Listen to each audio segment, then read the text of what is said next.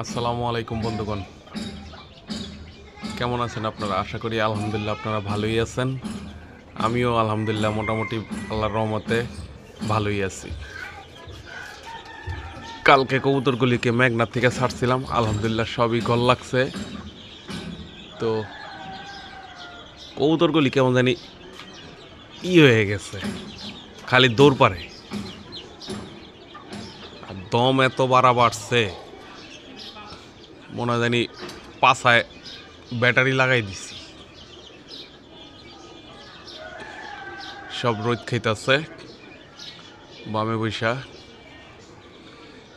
আর খালি বারবার মুস্তি করার জন্য, খালি একজন আরেকজনের সাথে প্রেম করার জন্য।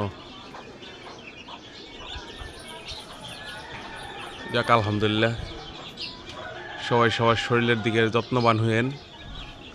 আজকে এই পর্যন্তই। আল্লাহ হাফেজ।